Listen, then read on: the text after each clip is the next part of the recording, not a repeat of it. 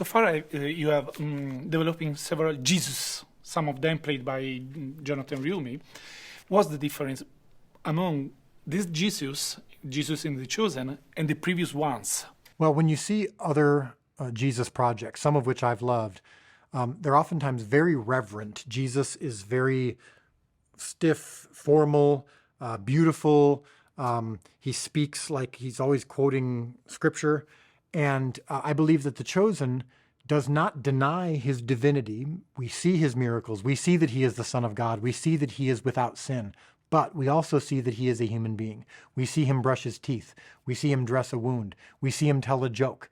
We see him dance with his friends at a wedding. I think those are very important things that aren't different from what we know of Jesus. We know that Jesus must have had friends. We know that he must have laughed. We know that he must have done all of the things that humans did except sin.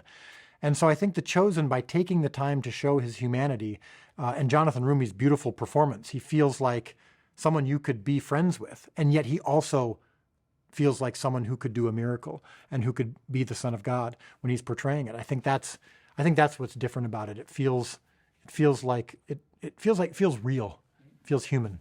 I would like to underline something that I really loved what you have done in The Chosen. I mean, bringing disability, autism, in the show. In the season 3 and the next ones, would you like to bring, or you're already taught to bring something more? Oh, yes. Well, in season 3, we actually deal with the question of little James, who is disabled. And Jesus calls the disciples 2 by 2 to go heal others. And little James says, wait a minute, you're asking me to heal others with your power, but why aren't you healing me? And we explore that question. It's a very difficult question that we humans face today. When we say, why does Jesus heal some people and not others? We explore that. We also explore with Matthew, the character of Matthew, who is on the autism spectrum. Some people say, oh, that's a disability. Well, maybe, but sometimes it's an advantage. And we don't believe it's something that Matthew needs to be healed from. But he does need to grow. He needs to learn like anyone else. But I fully agree with you, because what I love about Matthew is not obviously he's a so kind guy, but because he's always asking.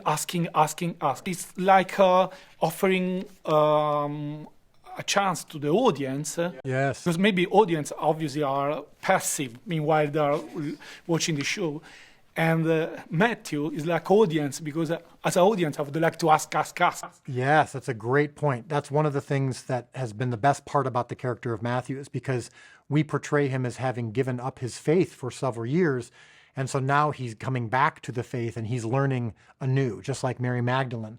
And he does act as what we call an audience surrogate, where he allows us to ask some of these questions and explain things about the stories that we may not understand if we only read what's in Scripture, because some of those things we don't know all of the context of history, and Matthew allows us to ask those questions.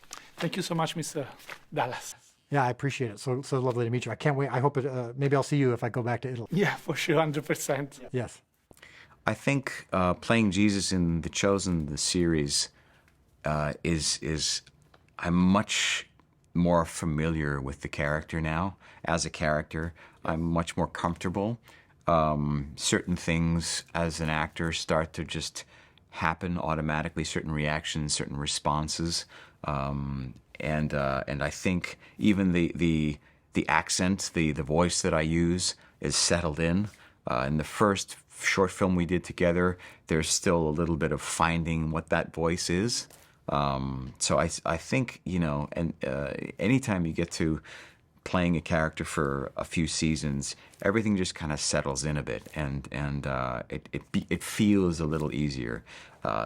Especially in season 3, there's so much going on.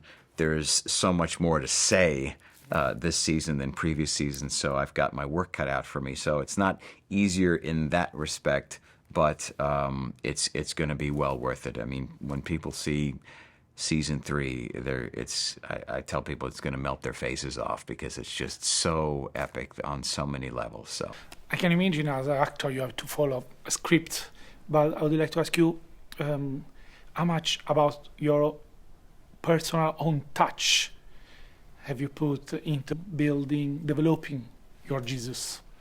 So for playing Jesus in The Chosen, for me, most of my prep to play him comes through prayer. And I spend a lot of time in prayer and trying to just get to know his heart and ask for insights into certain concepts that happen to occur in the series. And if ever, I'm not clear about something, whether it's a script note or I can talk it through with Dallas, and then he's got his insights that also help me. But I think just being a man of faith myself, that's always going to inform how I portray the character most completely, most fully. So for me, it's been just a real blessing to be able to have that as an anchor, as a foundation for the character. Season 3 is almost ready to be released, the project. But the project is to film up to season 7. Correct.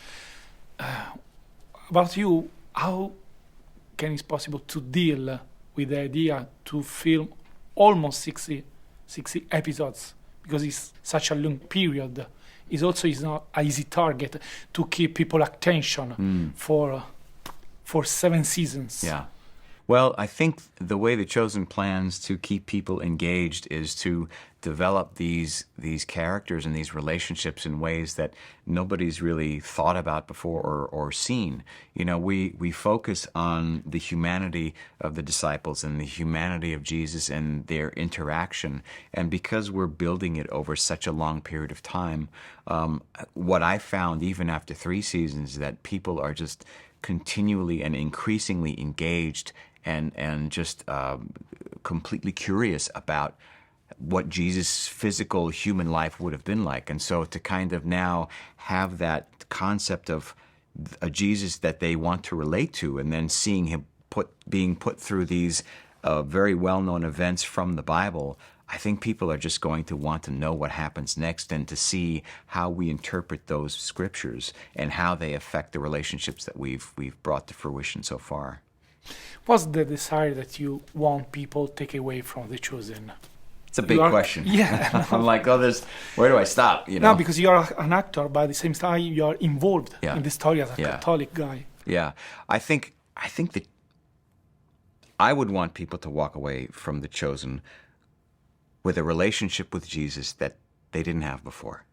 And if they had that relationship, a much deeper appreciation for that relationship and for who Jesus was and what he did on behalf of humanity. That's a little cleaner. Thank you so much, Jonathan. Thank you, Alessandro.